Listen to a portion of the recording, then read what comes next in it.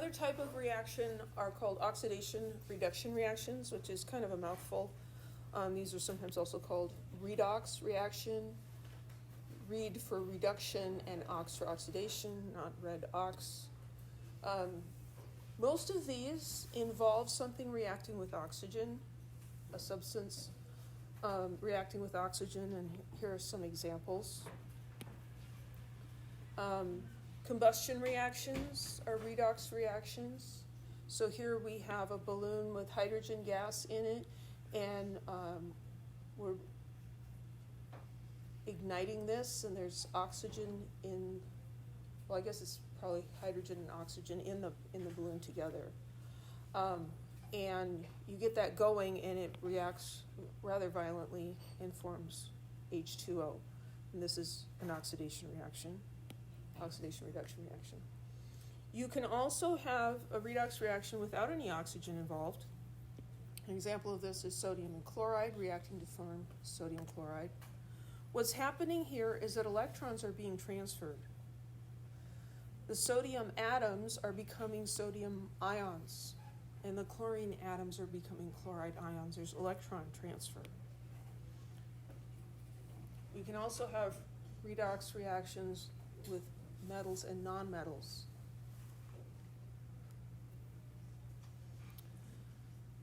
So in both of these cases, we have a metal reacting with a nonmetal, and also we have free elements becoming ions.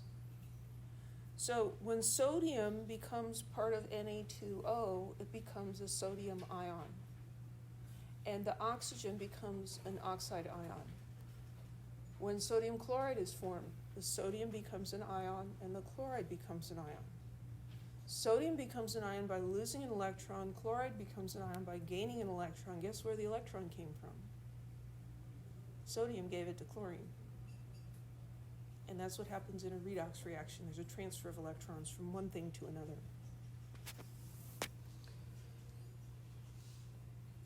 If one atom loses electrons, the other atom must accept them. If one atom is going to get just tripped all over that one. If one atom is going to gain electrons, it has to come from somebody. There is no, animal shelter for electrons where you can go and adopt them or dump off the ones you don't need, right? It's a direct transfer. If I want to get electrons, I have to get them directly from another element, another atom. So the atoms that lose electrons are being oxidized. The atoms that gain electrons are being reduced. And so oil rig is one way to remember that. Oil rig. Oxidation is loss of electrons. Reduction is gain of electrons. So you're losing electrons, you're being oxidized. You're gaining electrons, you're being reduced. So here, sodium, the atom, loses an electron, it's being oxidized. Chlorine gains an electron, it's being reduced. Oxidation and reduction have to go together because one is giving the electron and the other is taking it. You can't have either without both. Well, that's when you're actually forming ions, but you can also have oxidation reduction where there's not actually a complete transfer of the electrons. It's just that maybe we're doing some unequal sharing. So here with hydrogen, here's a hydrogen molecule and a chlorine molecule.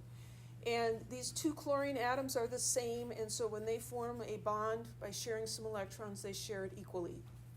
Because if they are fighting over the blanket, they're equally strong, and so it ends up being shared equally, whether that was their intention or not. And the same with the hydrogen. But when hydrogen and chlorine react to form hydrogen chloride gas, now we have hydrogen sharing with chlorine, and chlorine is more electronegative. It has a greater attraction for the electrons, and so the sharing isn't equal anymore. And so this end of this molecule is a little bit negative, and that end is a little bit positive. So there hasn't been a complete transfer of an electron, but there's been a shift in electron density. And so again, increase in electron density is reduction, oxidation is loss of electrons or electron density.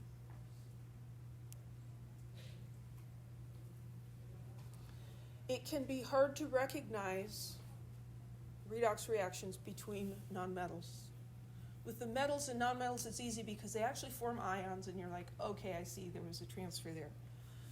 So to help us figure this out, chemists came up with something called oxidation states.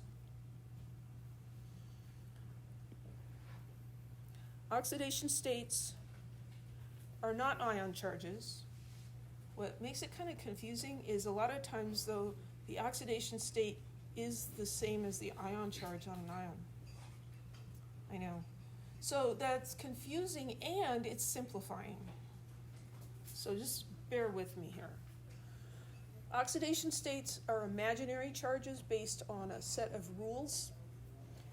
Ion charges are actual, real, measurable charges. So here are the rules.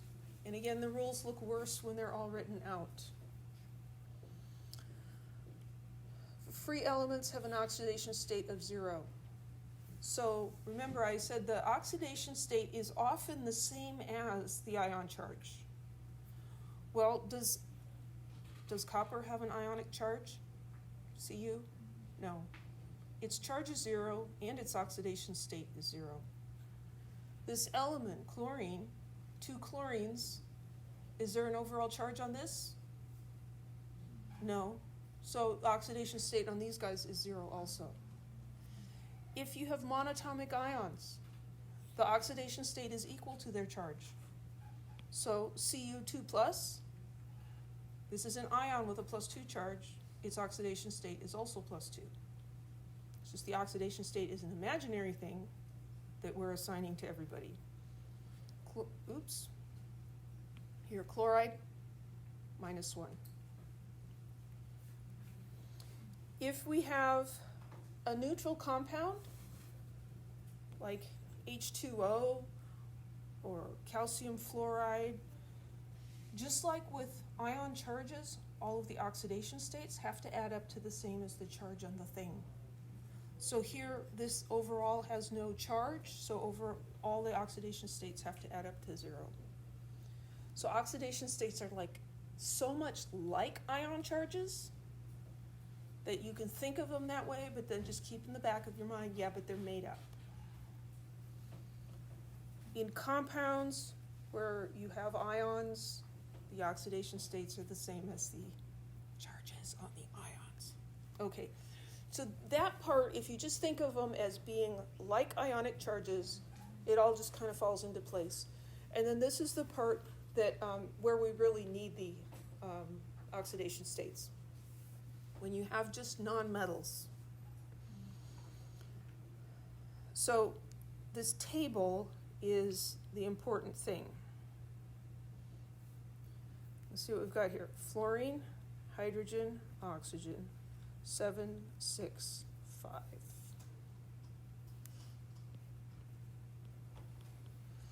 Fa765. I think there's actually a restaurant, Fa76. So yeah, I know that's not actually a P, it's an F, but you pronounce it the same, right? Fa765. So, you think you can remember that? Fa765. Great noodles. Fluorine, hydrogen, oxygen, group 7, group 6, group 5. Okay, that's the hard part. This is the list of who gets to choose their oxidation state first. What they choose is what they would have if they were an ion. Isn't it like electronegativity? It's based on electronegativity, yeah, but we don't actually have to know electronegativity to do this. We just need to know Fa765 and ion charges. Okay. Right? If fluorine was an ion, what would its charge be?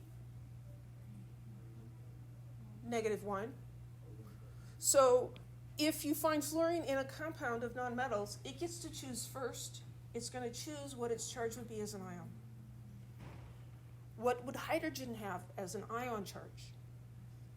plus 1. So hydrogen's always going to choose plus 1. What would oxygen have? Minus 2. What about group 7? The other group 7's all minus 1. Group 6, minus 2. Group 5, minus 3. Okay, F765. This is sort of the small print. Fractional oxidation states are possible. We don't see them in Chem 1A.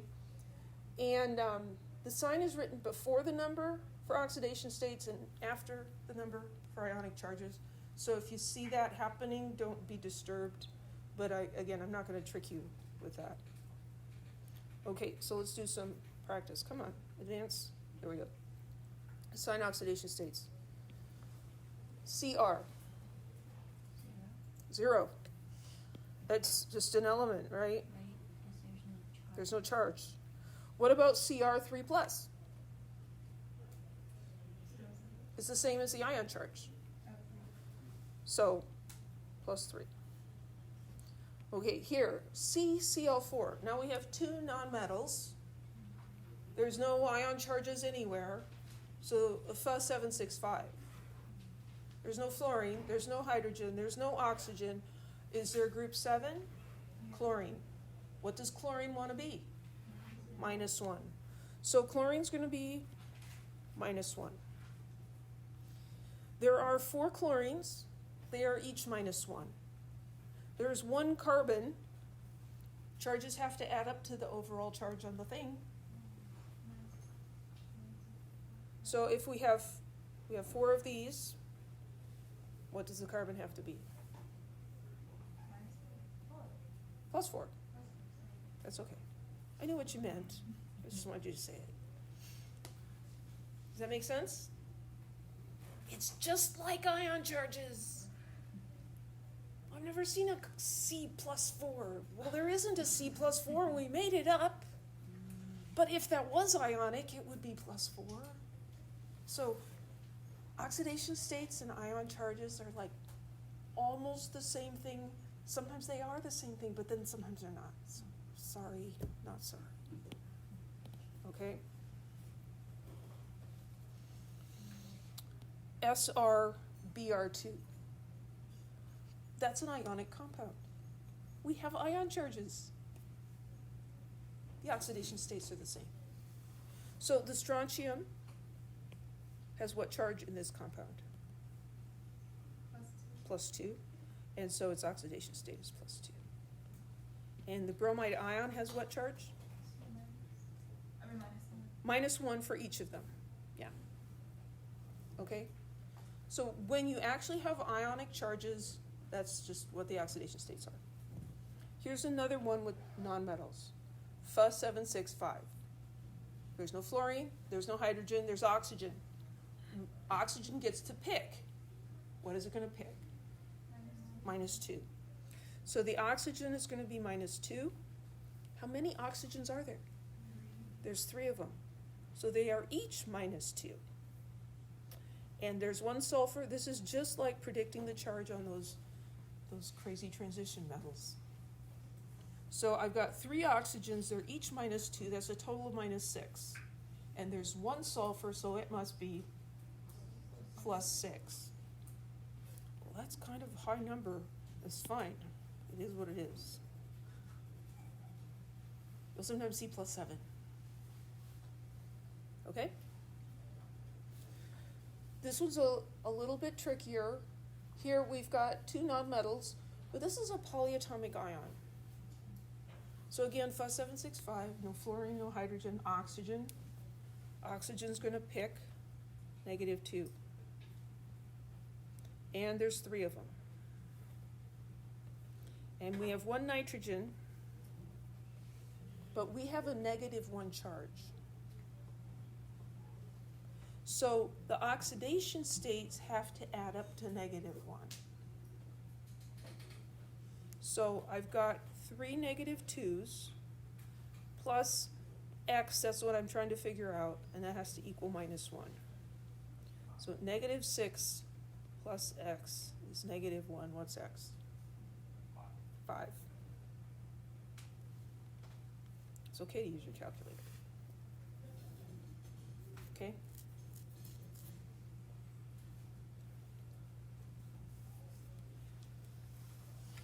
So we can identify redox reactions as an increase in oxidation state or a decrease in oxidation state. So previously we said oxidation was a loss of electrons.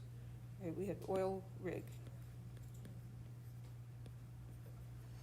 Oxidation is loss of electrons. If you're losing electrons, then your oxidation state is becoming more positive. So oxidation state going up is oxidation.